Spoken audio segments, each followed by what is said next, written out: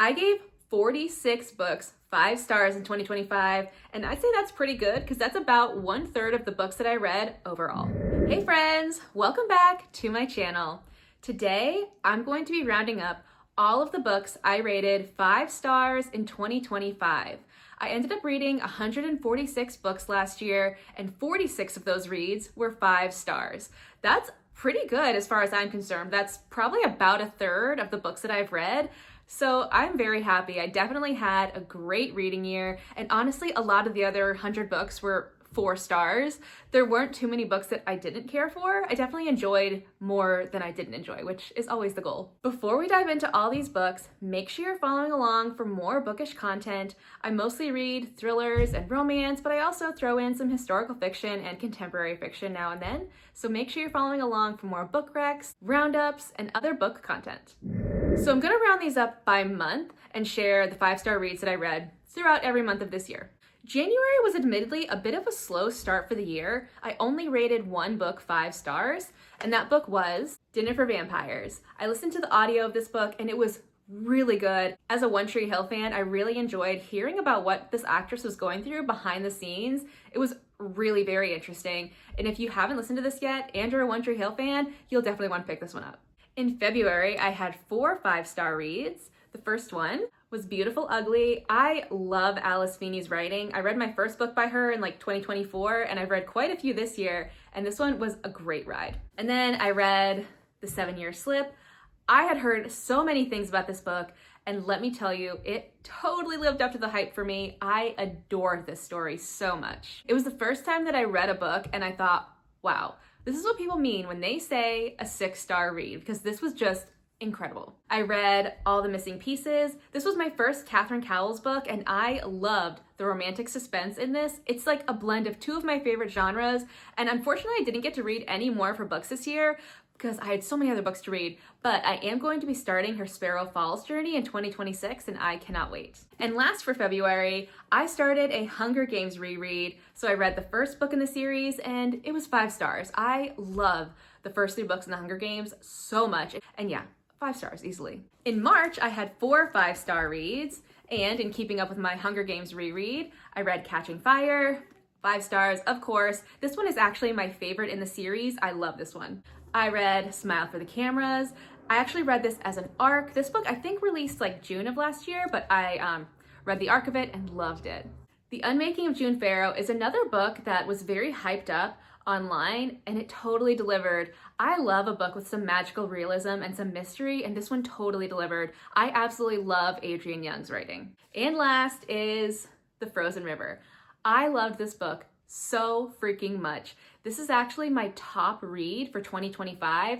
I just adored the characters in here. Well, the good characters anyway. Martha is a fantastic FMC. I loved the relationship she had with her husband. I loved the mystery involved in this story. The winter vibes were so good. I'm actually thinking of doing a reread of this season because I just loved it so much. And then in April, I had 3 5-star reads. I read Mockingjay. So good. I love this.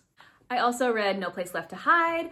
I really enjoyed this story. A lot of people really hype up the other book by this author, That's Not My Name, and that one is really good, but I actually enjoyed this one a lot more. I don't know what it was, I just ate it up.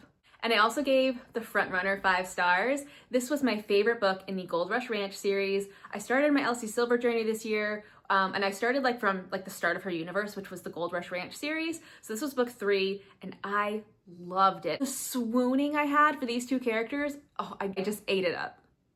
I had 2 5-star reads in May, and they were both absolutely incredible and made my top 10s list for this year. First is The Tomorrows After You. This is a romantic suspense by an indie author, and I just adored these characters so much. And I feel like this author did a fantastic job of really blending the thriller and the romance aspects to it. It was just, all of it was just so intriguing. I loved it. And Broken Country. This book deserves all the hype that it gets. It was such a beautiful story. There was romance, there was mystery, there was a court case. It was so incredible. I loved it. And this is another book that I would definitely reread. In June, I had 5 5-star reads. First is Say You'll Remember Me. This was actually my first Abby Jimenez book, and I know that this one has kind of like polarizing views, but I really enjoyed this story. I ended up doing the audio of this book and I loved the characters. I feel like the narrators did such a good job of bringing these characters to life and really making you feel for them. This book is actually narrated by one of my favorite audiobook narrators, Christine Lakin. I think she does such a really good job of really bringing you depth to these characters, and I love it. I will always listen to books that she narrates. I also started the Bourbon Boys series with Bourbon and Lies. I actually haven't read the rest of the series yet, and I really need to get on it because I'm meeting Victoria Wilder in April. Yeah, I really enjoyed this story. Again, this is romantic suspense, and it was just so well done. I adored it. Adored the characters, and I've already met some of the characters that are going to be in the next 2 books, and I am excited for that. Quick pop in while I'm editing this video because I realized that for some ungodly reason, I forgot to mention 3 of the books I gave 5 stars to in June, which were like the best ones ever. So it's Grady Lake, Secrets of Grady, and Ghosts of Grady. This series was so incredible. Like, they all were complete on their own 5-star reads, and the series as a whole was it was such a fantastic thriller story with so many twists and turns. You've got to read these. I loved them so much. Now, back to the rest of the video. I had 4 5-star reads in July. I read The Inmate by Freida McFadden. One of my goals in 2025 was to read her whole back catalog, and I did not end up doing that, but I did read a lot of her books, and this one was really good. I enjoyed it so much, and I did not see some of those twists coming. I also read The Perfect Hosts. I got this book as an ARC. It came out in like November. Heather Gudenkopf is one of my favorite thriller authors, and I was so excited to get an ARC for this one, and I loved this story so much. It was a bit of a slow burn, but I really enjoyed being with these characters and watching this mystery unfold. And I really think that this is going to have a sequel to it because the way things kind of ended in the book, it wrapped up the book, but I feel like there's more to the story to tell, so I'm hoping we get more out of this. I finally read Hidden Pictures, and boy, it delivered. Everybody was talking about this one in 2024, and I just never got to it. So I finally read it in 2025, and it was so good. It was such a crazy thriller, and I just was devouring it. I could not stop reading. And last is a book that I never see anywhere, and that is A Crime, Love is an Open Book. I also got this book as an ARC, and I got the ALC as well, so I got to do an immersive read with it, and I adored this story. This is a friends to lovers romance that you could just feel all that tension and the swooning I was doing. Oh my gosh, I loved it. It's such a beautiful story. I also had 4 5-star reads in August. First is Atmosphere. This book, another one that just deserves all the hype. It was so beautiful, and I also listened to the audio on this one too. Oh my God, it was so well done. And the ending, oh my God, I was in tears, like sobbing. It was so freaking good. And I think everybody needs to read this because it was phenomenal. I mentioned that I had done my Elsie Silver journey in 2025. So I started the Chestnut Springs series, and the first book in the series I gave 5 stars to was Powerless. I loved Jasper and Sloane's story so much. It's a friends to lovers romance, which I quickly learned in 2025 that that's like one of my favorite tropes, and I just adored it so much. I truly didn't know if any book was going to top this one, but we'll get to that. I read You Belong Here. Megan Miranda is another one of my favorite thriller authors, and this one was so good. This is actually now my top favorite of hers. I loved this story. And Forget Me Not. Again, Stacey Willingham is one of my favorite thriller authors. I have read all of her books. She's only got like 4 out right now, but they are all so good. Again, this is my new favorite of hers. It was such a great story, so much mystery, so much suspense. There were twists that I just did not see coming. It's so freaking good. I rated 3 books 5 stars in September. First is The Intruder. I read this as an ARC, and let me tell you, this one was so good. I'll admit that like some of her recent new releases, I mean, she comes out with like 5 a year, but like The Boyfriend, The Crash, The Tenant, those were all like okay, but they weren't like really hitting that well like some of her older works were. But this one is where it all changed for me. This book was so freaking good. As soon as I finished reading it, I had to text somebody because I had to talk about it. And I knew that one of my friends had also read the ARC, and it was so fun to just like gush about what happened at the end of this book because it was wild. Another thriller I read was The Wife Before. This was so good. Honestly, a lot of people have said that this author is similar to Freida McFadden, and I can confirm because her books are so bingeable. Like, I could not stop reading. I was just turning the pages so fast. It was such a good story. And do you remember how I said I wasn't sure if a book in the Chestnut Springs series was going to top Powerless? Well, Reckless did. I was shocked because I did not expect anybody to beat Jasper and Sloane's story, but this was phenomenal. The trope in this I had no idea about, and it actually is like written on the back. Like, it's an actual trope. So when it happened, I was shocked. I was like, oh my God, what? It wasn't a plot twist though, but it elevated the story for me and the experience, and I just adored it. Theo Silva is top tier. Oh my God, I could not get enough. I had 3 5-star reads in October. First was The Kiss Curse. Now, I read The Ex-Hex in like 2024, and I had been meaning to get back to the series, and I'm so glad I did. This one was fantastic. I read Home Before Dark by Riley Sager. I need to be reading more of his books because I've only read 2 and they've both been 5 stars. This one was phenomenal. It reminded me a lot of The Haunting of Hill House, which I love that series. I watch it every Halloween. So yeah, I was really eating up this story, and it was the twists. Did not see coming at all. Yeah, I loved it. And Best Offer Wins. This is another book that I received an ARC of, and I really wasn't sure how I was gonna feel about this one. It's about this woman who is doing anything she can to get the house of her dreams. Let me tell you, this was so delightfully unhinged.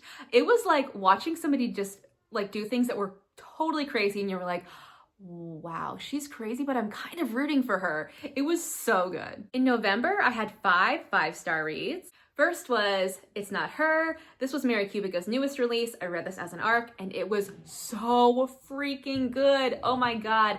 I literally, the suspense starts on page 1 and does not let up throughout the whole book. I was so captivated the entire time. I loved it. And that's not the only Mary Kubica book I read that month. I also finally picked up Local Woman Missing. I have had this on my TBR for years and finally read it. And let me tell you, it delivered. And I was a little nervous that it wouldn't, but it totally did. I loved this. It was, again, like It's Not Her, I was so gripped the whole way through. It was so great. In keeping with my Elsie Silver journey, I moved on to the Rose Hill series and Wild Love, which is the first book in the series. Oh my God, it totally delivered. It was a 5-star read. I also read, like everybody else this fall, If It Makes You Happy. And the fall vibes in this book, nothing else has ever topped it. This is the quintessential fall book. It takes place in the 90s in Vermont during the fall, and it was just perfection. And the thing is, I loved this. I was loving the vibes while I was reading it, but I didn't love the characters quite deeply. So I think I would have enjoyed it even more if I enjoyed the characters as much. I mean, I still liked them. I enjoyed them a lot. But it was the vibes in this one that really just did it for me. And I'm not gonna lie, I'm probably gonna do a reread of this year. And the way this book is set up, it's kind of it happens from September to December. So I might kind of read along with the months just to kind of feel all the vibes, because this author did a fantastic job of really building the setting and the seasons for you in just such a palpable way. And the last 5-star read for November, The Great Alone. I'm not gonna lie, I was a little nervous to read Kristen Hanna, especially because I'd started The Women and DNF'd it because I don't really care for war stories in historical fiction. That's just not something I'm interested in. But this is one that intrigued me because it wasn't really about a war, and it did. It was super intriguing. It was about a family who moved to Alaska, and I fell so hard for this family. Well, 2 of the people anyway, especially the main character in this. She's a young girl, and she was, oh my God, I was rooting for her so much and just wanting her to succeed and wanting her to figure out everything going wrong in her life. And it was so beautiful. I really, really loved it. Now December. December was a stellar month because I had 8 5-star reads. And I don't know if I was just feeling in the Christmas spirit and just throwing out 5 stars left and right, but I had a great time. So here are all the books I rated 5 stars in December. So of course I did a lot of Christmas reads, and one of them, I read a couple books in the Amazon Short Stories Christmas series. This one was Merry and Bright. It was a really quick Audible listen, and I loved it. I loved it. I wish this was like a full-length story because I totally would have liked that. It would have made such a good story because it kind of blended both Hanukkah and Christmas, and I think that was just such a cool way to really immerse yourself in the holidays. I also read Christmas in Chestnut Springs. This is a novella, and it was everything I didn't know I needed. After reading the Chestnut Springs series this year, it was just so nice to be back with this family and these characters. I loved it, and honestly, I'll probably reread this every Christmas just to be with these people again. And a non-Christmas read, Dear Debbie. Again, this is an arc that I read, and oh my God, this was so good. Similar to Best Offer Wins, this main character is so unhinged, but you're oddly rooting for her. It was so good. It actually comes out at the end of January, so make sure you mark this on your TBR to read then. Getting back to the Christmas reads, I have Good Spirits. Listen, everybody was reading this Christmas, and it was so good. B.K. Borison is really good at writing such a palpable story that really draws you to these characters and makes you feel so deeply for them. I loved it. The Gingerbread Bakery, this is book 5, I believe, in the Dream Harbor series, and I had been waiting for this couple's story since book 1, so I could not wait to read it, and it totally delivered. I loved this book so much. And my last Christmas 5-star read was The Play Before Christmas. I actually did the audio version of this one too, and it was really well done. And I'll be honest, I wasn't actually going to read this book. I did a whole video on TikTok of all the Christmas books I had on my physical TBR, and I admitted that this was one of the ones that I probably wouldn't get to. But people kept telling me to read it, so I picked it up, and I'm so glad I did. It was so good. Another series that I've been reading this year is the Witch Lore series. So book 3, Truly Madly Magically, was the only 5-star read I've had in the series so far. I'll be finishing it in January. But again, I had been waiting for this couple's story since book 1, and it delivered. It was so good. There were things in here I wasn't even expecting to happen in the story that was such a delight, and I just loved it. And last, my last 5-star read of the year was My Husband's Wife. I loved this book. I got this as an ARC. This also comes out at the end of January, and you are going to want to read it because it was incredible. Alice Feeney does such a fantastic job of writing these twisty thrillers that you have no idea what's happening. It was so good. I also got the ALC of this, and some of the chapters in the story had this added sound effects to it that really elevated it. It was so cool. I absolutely loved it. Well, those are all the 46 books that I rated 5 stars in 2025. It was a fantastic year, and I really feel like I am starting to really understand what my interests are and gravitating towards stories that I know I'm going to enjoy. So I have a feeling that 2026 is going to be just as good. And spoiler, I've only read 2 books in 2026 right now as I'm filming this, and both of them were 5-star reads. So I'd say I'm off to a pretty good start. In the comments, let me know if you have read any of these books and what you rated them, and let me know some of the 5-star reads you had last year. Thanks for watching, besties. I'll see you next time.